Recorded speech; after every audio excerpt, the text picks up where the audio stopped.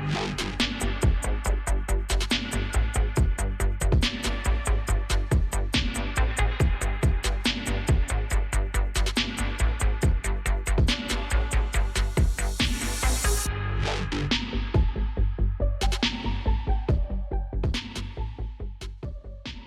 everyone, and welcome back to Malice in the Mitten. I'm your host, Tracy Preston, along with my bestie, Christine Mulligan. Hey, Christine. Hey, Tracy. Hi, everybody. We ready to get another one kicked off today? Sure are. We're back for more. This is Season 1, Episode 8, Part 1, The Rains Brothers and Brent Eugene Koster. Recently, I was contacted by a listener regarding a hot topic flying around on Facebook here in Michigan. The person I was told about is Brent Eugene Koster, who was born and raised in Kalamazoo County. He is a convicted serial rapist and murderer who was released on parole in January of 2021. His parole will end in January of 2025. So what's all the hubbub with this guy on Facebook, you ask? Well, he started up a private transportation business. Yeah, sit with that thought for a minute. For some reason, the state of Michigan issued a convicted murderer a chauffeur's license in December of 2023. He was currently running his business, even had a business card with a picture of him on it, and it read, "Cash up front or wheels don't roll." I was like, wait. He's trying to do what? How is this even possible? You just can't make this stuff up. So this is like a hot topic in Michigan right now still? Right now. I think it's kind of calmed down a little bit, but a couple of weeks ago when I was traveling for work, that's when I got hit up by a listener who said, hey, I think you should check this out. And it was all over Facebook, which is cool. The community was like, no, sir. Yeah. Mm-hmm. Yeah, see, that, I love that kind of crap when the village comes together to raise everybody up. I love that. But can we also just take a moment to say, yay, listeners? Yay! I love that we've been getting feedback on a lot of our episodes so far. I love that people are like going out of their way to get in touch with us. I just love this. So, yay, listeners. Yes. Keep it up. Keep it coming. I love it. Me too. Okay. Yeah. So to you, Mary Kate, I say thank you. Cheers, girl, because this whole thing is bananas. Listeners, this story has many layers. Not only will I tell you the story of Brent Koster, but I'm also pulling in Danny Rains, with whom he committed these rapes and murders. I will also be introducing you to Larry Rains, Danny's brother. Larry, just like Danny, was also a convicted serial killer. That's bananas in and of itself. Do we know anything about their parents? I'm going to tell you a little bit, and the little bit is all I could find. So, yeah, so that's coming. That's immediately where my brain goes to, is WTF happened to these children as children. Yep, because it's the whole nurture business going on in this family. Yeah, isn't that a weird thing that we as humans, we always want to look for the reason why? Well, so we can be better, do better, learn, change, grow, change the world. Stop this kind of crap from happening in the future. I really wish we could. That would be nice. Yeah, it sure would. All right, so what are we talking about here? Here we go. Before I get going on the story, I'm going to give you all some nuggets on Kalamazoo, Michigan. You know how I like to do that kind of thing, right? So Kalamazoo is in the southwest region of the state of Michigan. So now I'm going to do that Michigan thing and tell you all where to find it on your hand. So I want you to look down at your left hand, palm down. Put your right index finger just above your ulnar bone, and that's on the left outer aspect of your hand. Now move it away from the edge of your hand toward the center just a smidge. And stop. That's where Kalamazoo is. Now you know, and you're welcome. Moving on. Okay, can we just say that everybody not from Michigan doesn't really get that at all? You get it if I show you, but see now it's literally just Michigonians that are always like, let me show you the mitten, and I will show you where I am in the mitten. We're the only state that can do it. From Long Beach, New York. Never have I ever once showed anybody the barrier island that sits off of the finger that comes off of New York. Never, not once. Because you can't. It's not a thing. It doesn't work. Outside of Michigan. It only works in Michigan. Not a thing. It's all ours. Boo on you. All right. Sorry, that's just funny to me. And I'm sure it's funny to the listeners that are not from Michigan. But all the listeners in Michigan right now are like, shut up, Christine.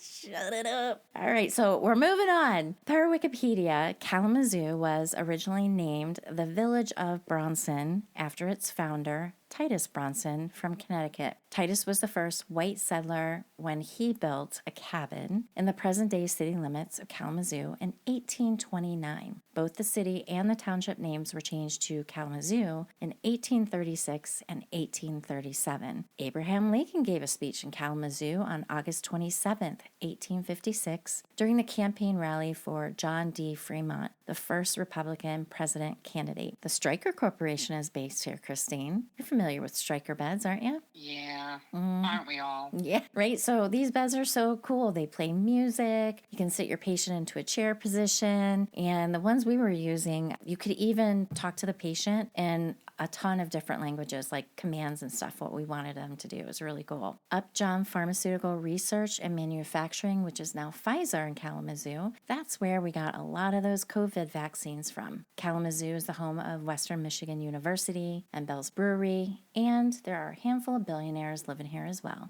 Yep, you heard that right.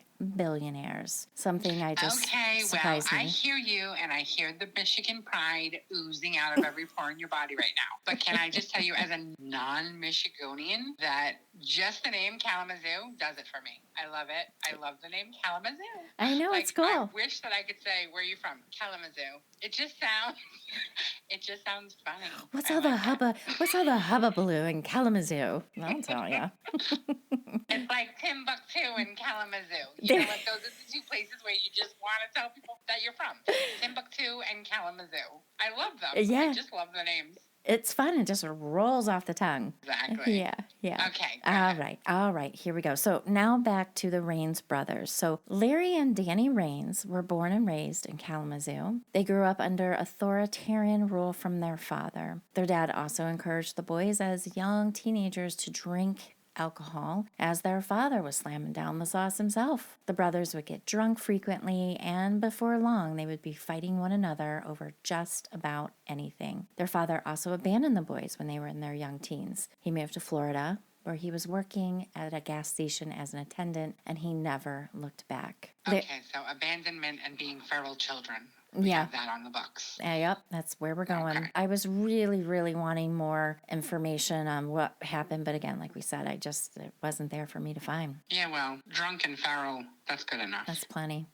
That's all you need to know, right? So Larry Lee Raines, Danny's younger brother, was born on March 22nd, 1945. Not sure when he started going by the nickname Monk Steppenwolf, but at some point that was his nickname. In 1958, at just 13 years old, Larry became friends with a 23-year-old woman by the name of Sue. She was a neighbor of Larry and Danny. She had 3 small children. Over the next couple of years, Larry ended up in an intimate relationship with Sue and was helping raise her children. I mean, come on. In a few years, Sue would have been 26 and Larry 16. That's a little bit of an issue. Here we go again, Christine. More pedophilia. I can't with the pedophilia. I promise there wouldn't be any. Now it's a woman. So you're saying the woman was a pedophile? Yeah, because she's dating a 16-year-old boy. She's like 26 after a few years. I'm sorry. I meant to say pedophiliac, right? I said pedophilia. I can't even say that word. See, it does not roll off my tongue. No. So this chick, Sue, was a pedophile. She's messing around with a 16-year-old, and the 16-year-old is helping her raise her kids? Mm-hmm. Is that what you said? That's what I said. Oh, God, gross. Yeah, okay, so is this like backwoods Michigan or something? Must have been. I mean, I don't know. It's not good. None of it's good. So in the early 1960s, and that's the thing, it was the 60s, I guess, everything was fine. In the early 1960s, both Larry and Danny were dating a girl they went to high school with. Her name was Karen. Yeah, you heard that right. Double duty with Karen and the brothers. Ew. Mm-hmm. Now, Larry... Were they twins? They weren't twins, were they? No, they're a few years apart. A couple of years apart, the boys. So this chick was a special kind of... Mm-hmm. Special kind of girl. Okay. Karen was loosey-goosey is what she was. So now that Larry was still seeing Sue and Karen, you can only imagine how exhausting that was for him. Well, it's true. He was so busy with the ladies that he was failing at school, so he had enough of that and quit high school when he was in the 10th grade. Makes sense. Total sense. Yeah, absolutely. Yeah. When I say ironically. Yep. In 1962, Larry was 17 years old when he and a friend decided it was a good idea to steal a car. It only took a hot minute before they were busted and arrested. But as luck would have it, he was made an offer he couldn't refuse. The district attorney's office threw out an offer that if Larry was to enlist in the Army, they would dissolve his sentence for stealing the car. Well, that was a no-brainer. Larry promptly enlisted. But it wasn't long before he was causing a ruckus in the Army. He was disciplined multiple times for misconduct and chronic alcoholism. In 1963, while completely bombed on alcohol, Larry attacked another military member, which ended up getting him kicked out of the Army. This is when Larry returned to his old stomping grounds back home in Kalamazoo. It didn't take long. I'm sorry. Go ahead. The messed up thing is he probably came back and they probably thought he was some kind of hero or something. Right. Nobody knew that he was causing a ruckus over there. They just thought that he got out. Yeah. Thanks for your service, sir. Ugh. Okay, go ahead. Okay, all right. So it didn't take long before Larry and Sue were back in the swing of their old relationship. I think that Larry really loved Sue. He had asked her to marry him on more than one occasion, but every time he proposed, Sue wasn't having it. He was so heartbroken over Sue's rejection of his marriage proposals that he tried to kill himself by inhaling exhaust fumes while sitting in his 1958 Plymouth Plaza on December 23rd, 1963. I'm not certain why he didn't succeed, but in the end, he was admitted for 10 days at the Kalamazoo Regional Psychiatric Hospital. I'm thinking it may have been Sue that found Larry and intervened, but that's pure speculation on my part. Okay, can I just take a second to say that it sounds like that would be a nice little reprieve just by the name of it. See how much I love this name, Kalamazoo? Mm-hmm. The Kalamazoo Regional Psychiatric Hospital. Sounds like a lovely place to visit. Put that on the map. That's my next vacation spot. Yeah. They have great food. Okay. On May 30th, 1964, Larry was thumbing it when he was picked up by 30-year-old Gary Smock. Gary was a school teacher in Plymouth, Michigan. Not long into the ride, Larry pulled a gun on Gary, had him pulled over, get out of the car, and forced him into the trunk. Larry got back into the driver's seat, put the car in drive, and headed down the road. But soon, something caught his attention. It was Gary. He was attempting to get out of the trunk. He must have been making quite a bit of noise back there. Maybe he was able to pop the trunk somehow, or he was trying to jimmy it open or something. I know that cars nowadays have trunk release pulls, but I highly doubt those existed in the 1960s. I mean, cars didn't even have seat belts back then. Maybe the reason the trunk releases were put in the cars is because of all the people that were getting locked in them. Right? Larry quickly pulled off to the side of the road, ripped open the trunk, tied Gary up with something, I have no idea what, then shot him twice in the back of the head. Before closing the trunk and walking away, Larry decided he was going to take Gary's watch and shoes. Ugh. Well, loose lips sink ships, baby, and Larry was yakking away to people he knew about what he had done. It didn't take long before an arrest was made for the murder he committed on June 5th, 1964. Larry did admit freely that he killed Gary. While in custody, Larry admitted to killing 4 other people as he was robbing them at gas stations. Out of the 4 he admitted killing, he only knew the name of one of them, and that was Charles Snyder. He was from Indiana. He also admitted to killing someone from the Air Force in Paw Paw, Michigan, a man in Las Vegas, and another man in Kentucky. Police suspected that one of the unnamed men Larry killed was 21-year-old man by the name of Vernon LeBen. He was a serviceman from Southfield, Michigan. While LeBen was working at a gas station, he was shot and killed on April 6, 1964.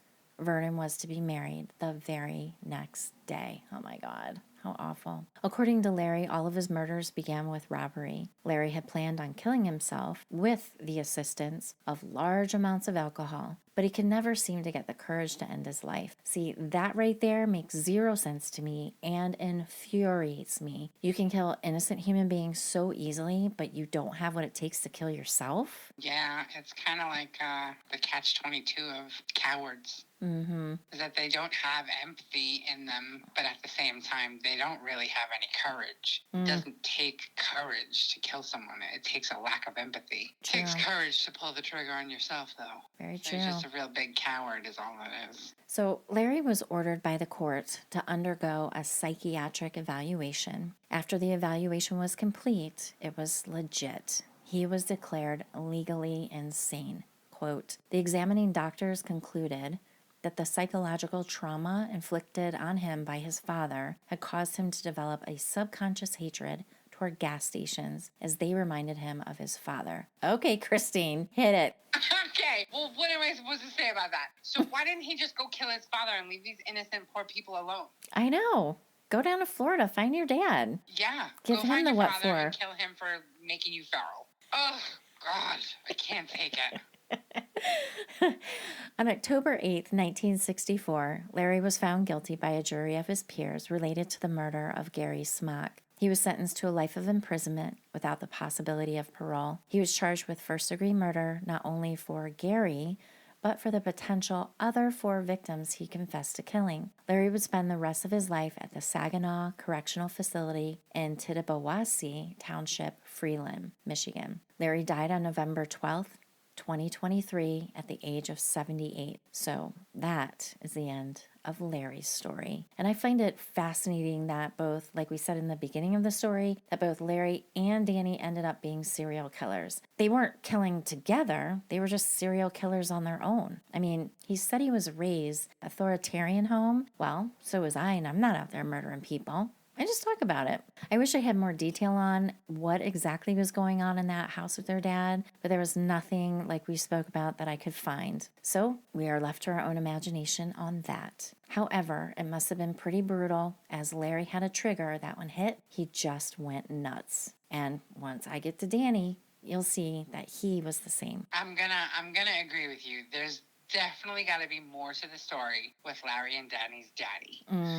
Daddy did some bad things because neither one of these boys have an empathetic bone in their body. He definitely abused it out of them. Do you know what I'm saying? And where was the mom? You don't hear anything about the mom at all? Nothing. I found zero about their mother. Zero. So I don't know. So, were they just abandoned after the dad? I said that they were left as feral teenagers, but they really were. They just lived in a house by themselves, probably in a rundown part of the neighborhood, just being feral children. That's all we can speculate. I never once came across any mention of their mother. Yeah, Daddy did some bad deeds, definitely. Because you don't, granted, I'm sure they also have maybe a little bit of inbreeding in this family. That they're not the smartest bulbs in the bunch, I'm assuming. But for both of them to have no empathy and complete callousness throughout their life. I mean, but this guy, he lives till he's 78 years old. Yeah. So he's like literally a feral menace to society for 78 years. Yeah. That's bananas to me. Sitting in prison all his life. Yep. That's crazy. Yeah. All right. So what about Danny? What's going on with him? Let's get on to Dan. Danny Arthur Rains, he was born on October 20th, 1943. So there you go. They were 2 years apart. Before Danny started his crime, he was married and things seemed to be going all right. But shortly after his brother Larry was incarcerated, Danny began fighting with his wife quite often, and it was kind of brutal, and his sexual cravings were starting to get out of control. On November of 1968, Danny was 25 years old. He attacked 18-year-old Dorothy King in Battle Creek in the parking lot of a pharmacy where she worked. Just like his brother Larry, he used a gun as a weapon. He forced Dorothy in his car and started heading out of town where he had every intention of raping her. Luckily, Dorothy had an opportunity to escape the car when Danny took a wrong turn near the Kellogg Community College. Dorothy identified Danny as her attacker to the police. He was arrested on February 4th, 1969, and was found guilty of felonious assault. Now, I looked that up because I'm a nurse, I'm in the medical field, I don't know all the legal jargon. So a felonious assault just means that a person threatens another person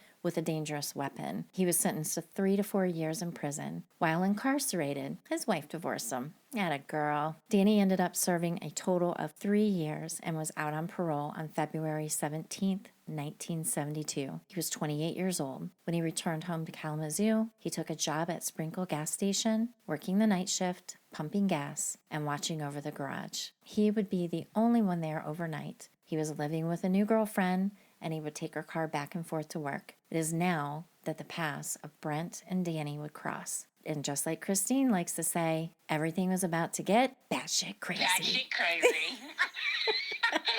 Oh my Lord. Mm-hmm. Okay, so we're going to end here because it's going to get deep, right? We're going to get deep into Danny Rains. So we're going to end here because we've been yapping for a while already, and I feel like we need to take a breather. Yeah. I really wish we knew more about what Daddy did, because it seems like both of these boys are just batshit crazy. Yeah. Both of them have had a pretty good run. Like, he got arrested. Danny gets arrested and serves a total of 3 years for the felonious assault. Mm-hmm. But we're just at the crust of him, right? He's just getting starting started. to get into him, right? Yep, that's right. He does a lot more things. He does a lot more things with Because this Brent is Koster. back in 72. And then we're talking all the way up until he goes to jail and then gets out. And when did you say? 20? 23? When did he get out of jail? How old was he when he got out of jail? No, what year? Oh, We're saying 19. This was like a hot topic just recently. Oh, Brent Koster, not Danny. So Oh. Brent Koster, he's the guy who got out in 21. He got paroled. Oh, okay. But all this business, what we're going to get into in the next couple episodes, so to answer your question, it's going to get rough. It's going to be very sensitive. It's going to be very triggering. So for anyone that wants to move forward with the rest of this story, I will warn you, it's very triggering. We have some serious detail on the rape and murders that Danny and Brent did together. It's going to be brutal, so I'm just giving you guys a heads up now. There will also be a trigger warning at the beginning of the next episode of Danny and Brent. Okay. All right. So let's wrap it up here before we get into the juicy nitty-gritty of the deranged. And tell everybody to come back and see us on next Malice Monday so we can get into the grit. Yeah, we're going to get gritty. So thanks, everyone. Please keep coming back. We love hearing from you. And again, this story came from a listener. She kind of pulled my attention to it because I was traveling for work. So again, Mary Kate, this one's for you. Have a great week, everyone. Have a great week. Bye, guys. Bye.